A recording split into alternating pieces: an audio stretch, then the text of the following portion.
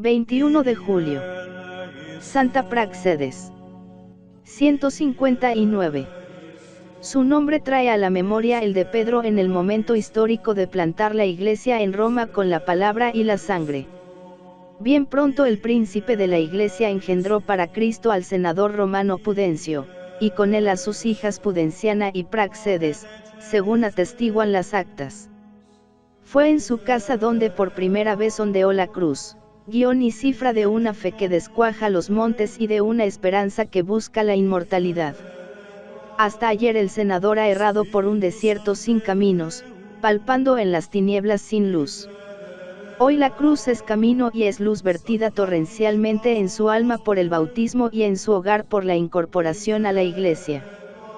Junto a la cruz se alza el ara, y sobre el ara se acuesta el cordero que, con mano temblorosa, sacrificará el pescador de Galilea. Prudencio vio con alegría íntima cómo su morada se trocaba en cenáculo de la nueva ley. La historia nos dice que los primeros lugares del culto cristiano eran las mansiones de los miembros mejor acomodados, los cuales ante la ley figuraban como propietarios en épocas en que a la iglesia no se la reconocía, como corporación, título alguno de propiedad. Los nombres de las más antiguas iglesias titulares de Roma, como la iglesia de San Clemente, la iglesia de Santa Cecilia y la iglesia de Santa Pudenciana, conservados hasta nuestros días, pregonan los nombres de sus propietarios primitivos. Los mismos hechos de los apóstoles se adelantan a consignar diferentes reuniones litúrgicas en casas privadas. Y las circunstancias de otras ciudades y lugares eran similares a las de Jerusalén y Troas. Más tarde, creciendo el número de cristianos, se impusieron los templos propios, pasando la propiedad de los mismos, al menos desde mediados del siglo III, a las comunidades como tales. Santa Praxedes rogó y obtuvo que la casa paterna fuera consagrada después como iglesia con el título de pastor.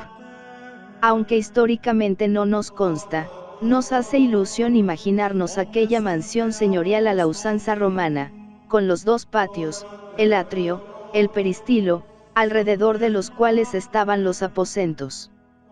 Posiblemente uno de los patios se transformará en lugar de reunión, y las dependencias anexas se conservarán para la custodia de objetos y libros y habitación del obispo.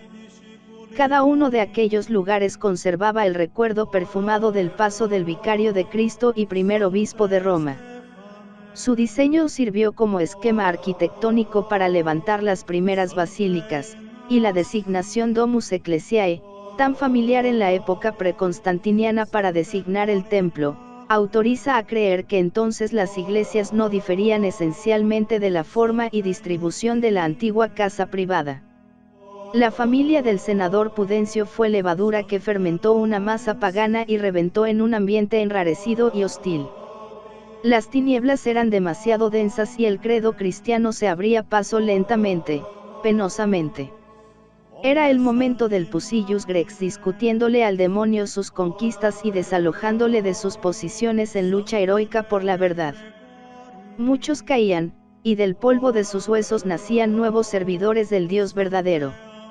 Hacerse cristiano era sacar entrada para el martirio. La iglesia se debatía en la clandestinidad con un enemigo siempre al acecho y manejando con refinamiento todos los resortes: autoridad, astucia, soborno, dinero, pasiones, desesperación, el arrojo de los mártires, la valentía de los apologistas, como San Justino, y la honradez de quienes vivían haciendo bien y morían bendiciendo, amando, perdonando, eran las únicas armas que apoyaban las ideas renovadoras del cristianismo. En este clima de lucha y heroísmo, de persecución y de rabia, despertó Praxedes a la vida. Su misma cuna se vio mecida en la iglesia de la comunidad cristiana. Allí pudo sorprender el latido íntimo del pastor, San Pío y la difícil situación de la iglesia. Asumía con entusiasmo los servicios de prevenir y aderezar cuanto los actos de culto exigían. Le resultaba familiar la voz del vicario de Cristo y guardaba en su corazón, ilusionada, su palabra de vida. Tan cerca de Dios, saltó la chispa, y Práxedes sintió quemársele las entrañas en fuego divino. Pensó que ella misma podía ser ofrenda, como la hostia que el Papa alzaba en sus manos al celebrar. Pensó que su corona más brillante habría de comprarla con la moneda preciosa de la virginidad. Desde aquel día fue virgen de Cristo, por Cristo y para Cristo. Todo el arte de los sacrificios, escribió Platón en el Banquete, no tiene otro fin que conservar el amor. Le está encomendado cuidar del amor entre los hombres y los dioses, y producirlo. El cristiano, Práxedes, corrigiendo al filósofo, diría que el fin del sacrificio es comprar el amor de Dios. Y a cualquier precio. El amor de Dios es el tesoro escondido en el campo. Y cuando por la fe se descubre el lado más fino, más delicado de ese amor, el cristiano lo vende todo, renuncia a todo y sale ganando en la operación. El amor de Dios es amor virginal. Por ese amor la Virgen no da algo, se da a sí misma. No divide su corazón. Consagra la unidad servida por la integridad de alma y de cuerpo. Por la fe descubrió Práxedes el misterio de la virginidad. Muy temprano entendió lo que dejó consignado Baruch: las estrellas fueron llamadas de la nada por el Señor, y exclamaron, henos aquí. Y lucieron para él con alegría. Llamada Práxedes a la luz, como una estrella lució siempre para él. Su lámpara nunca se extinguió. Repetidas veces golpearon su puerta mendigos del amor. Para todos, siempre, invariablemente, tuvo la misma respuesta: alguien se adelantó y ninguno de vosotros le iguala. Amándole soy casta, estrechándole vivo limpia, entregándome a él no mancillo mi virginidad. Qué bien comprendió Práxedes que la virginidad es fruto exquisito de nuestra religión, que nace en la misma Trinidad, baja a la tierra en brazos del Verbo y se revela a la humanidad en el misterio de una maternidad virginal. La virginidad cristiana no se impone. Se resuelve en un campo de absoluta libertad y consciente valoración. El fiat de Práxedes a Cristo brindándole la virginidad es libre, consciente y meritorio como el de María para la maternidad. La virginidad realzó la limpieza de sangre, claridad de ingenio, nobleza y hermosura de Práxedes. Penetró en la bodega del esposo y bebió hasta embriagarse del mejor de sus vinos. San Vicente de Paúl podría inspirarse en los gestos caritativos de la Virgen Práxedes para escribir aquella página luminosa a las hijas de la caridad: el fin principal para el que Dios las ha llamado es para honrar a nuestro Señor sirviéndole corporal y espiritualmente en la persona de los pobres, unas veces como niño, otras como necesitado, otras como enfermo y otras como prisionero. Para el apóstol de la caridad los pobres pasan a ser nuestros señores. Práxedes mantiene abiertas las puertas de su casa día y noche. Su casa será escuela, y asilo, y hospital, y templo, y lugar de refugio para los perseguidos. Saben los cristianos de Roma que a su sombra están defendidos y guardados. Acuden a ella para reanimar la fe que vacila, seducidos por promesas tentadoras o aterrados por las torturas. Es catequista ardiente e incansable que los lleva al sacerdote o a la Eucaristía para devolverles una fe que perdieron o empujarles con mayor entusiasmo a la lucha.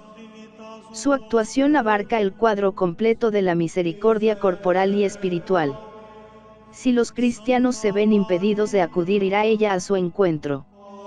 Las cárceles, los lugares de tortura y de hacinamiento la vieron a diario y se estremecieron con su sonrisa, con la fuerza de su palabra y con la ternura de su corazón virginal. Práxedes no rastrea como serpiente, vuela como águila hasta las mismas regiones del sol. Demostró que la Virgen ha de ser lámpara, la pintura es evangélica, siempre encendida, siempre ardiendo por la caridad interior hacia Dios, y por la caridad exterior hacia los prójimos, miembros débiles, enfermos tarados de Cristo. De su patrimonio hizo dos partes, la una para el servicio del Señor y la otra para alivio de los pobres. Su vida entera, su tiempo, su ilusión, su dinero, todo giraba en esa órbita sobrenatural. El emperador Antonino Pío sorprendió en la casa de Práxedes, con el presbítero Simetrio, a otros 22 cristianos, a los cuales, sin previo proceso, mandó degollar. La santa los envidió y con santa osadía argumentaba al tirano, como luego públicamente lo haría el apologista San Justino: si encontráis todo esto razonable, respetadlo; si lo juzgáis ridículo, despreciadlo, pero no condenéis a muerte a los hombres inocentes que no han hecho ningún daño. La copa se había colmado y Práxedes retornaba a su Dios, como una estrella que lucirá desde entonces en otro hemisferio. Era el 21 de julio del año de gracia 159. Las reliquias, en su mayor parte, se guardan en la iglesia de su título. Una parte de ellas pasó a Mallorca, donde reciben veneración.